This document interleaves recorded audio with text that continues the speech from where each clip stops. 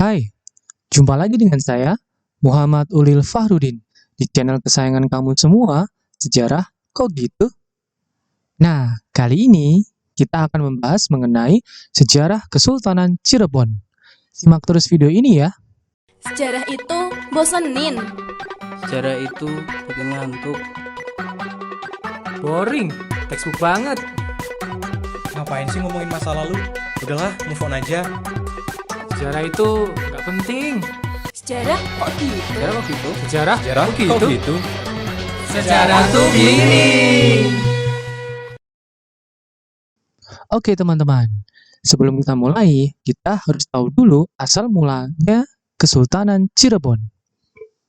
Kesultanan Cirebon adalah kerajaan bercorak Islam pertama di Tanah Sunda atau Jawa Barat.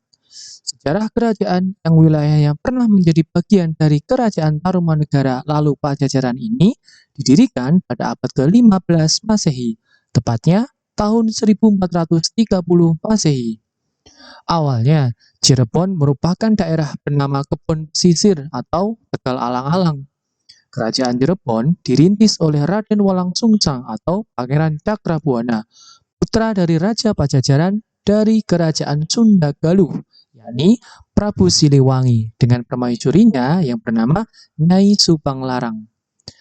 Dalam sejarah Cirebon menyebutkan bahwa pernikahan Prabu Siliwangi dan Nyai Subanglarang yang beragama Islam melahirkan 3 orang anak, yaitu Raden Walangsungsang atau Pangeran Cakrabuana, Nyai Larang Santang, dan Raden Kian Santang atau Pangeran Cengara. Nah, buat teman-teman yang sering menonton Raden Kian Santang di TV nih, ayo mana suaranya?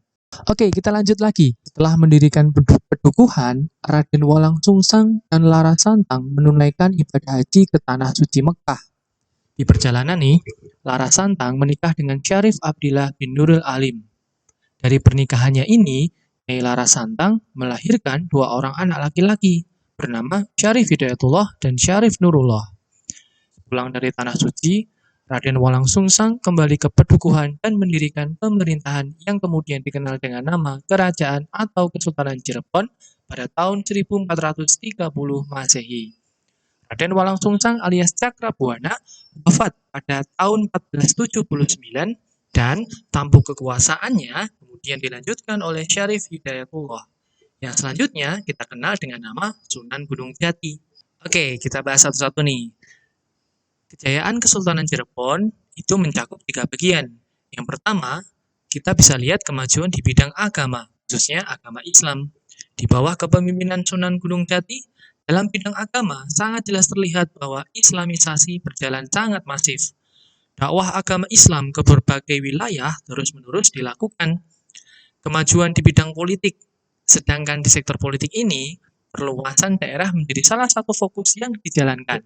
Bersama Demak misalnya, Cirebon mampu merebut pelabuhan Sunda Kelapa pada 1527 untuk membendung pengaruh Portugis di Malaka. Yang ketiga, kemajuan di bidang ekonomi.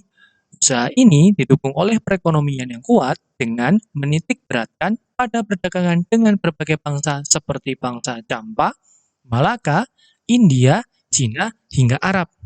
Namun, kita juga harus membahas mengenai keruntuhan Kesultanan Cirebon. Peninggal Sunan Gunung Jati yang wafat pada 1568 Masehi, Kesultanan Cirebon mulai diincar bangsa-bangsa asing, terutama Belanda alias VOC. Setelah terlibat polemik selama bertahun-tahun, akhirnya Cirebon menyerah. Dikutip dari buku Sejarah Daerah Jawa Barat, pada tahun 1681 ditandatangani perjanjian antara para pemegang otoritas Cirebon dengan Belanda.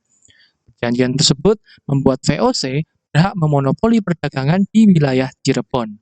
Selain itu, wilayah Kesultanan Cirebon menjadi protektorat yang berada wilayah di bawah naungan Belanda. Pada akhirnya, Cirebon atau Kesultanan Cirebon dibagi menjadi 3 bagian.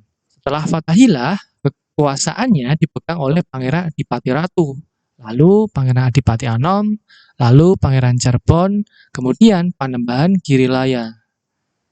Nah, Kerajaan Cirebon ini mengalami kemunduran di abad ke-17 karena adanya perpecahan. Tentu saja, atas campur tangan dari VOC. Di tahun 1677, Panembahan Girilaya membagi kerajaan kepada ketiga putranya, yakni Pangeran Mertawijaya yang menjadi sultan di Keraton Kasepuhan Cirebon. Kedua, Pangeran Kartawijaya yang menjadi sultan di Kesultanan Kanoman Cirebon. Dan Pangeran Wangsakerta yang menjadi Panembahan Cirebon di Keraton Panembahan.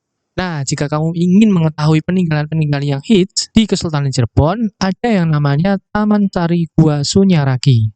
Nah, di Gua Sunyaraki atau Taman Sari Gua Sunyaraki ini adalah sebuah gua yang berlokasi di Kelurahan Sunyaraki, Kesambi, Kota Cirebon, di mana terdapat bangunan mirip candi yang disebut Gua Sunyaraki atau Taman Air Sunyaraki ini. Nama Sunyaraki sendiri berasal dari kata sunya yang artinya sepi dan ragi yang berarti raga. Keduanya adalah bahasa Sangsekerta. Tujuan utama didirikannya gua tersebut adalah sebagai tempat peristirahatan dan meditasi para Sultan Cirebon dan keluarganya. Terima kasih yang sudah menonton. Jika kamu menyukai video ini, jangan lupa untuk like, komen, dan subscribe. Dukung terus channel kami untuk berkembang ya. Terima kasih dan sampai jumpa.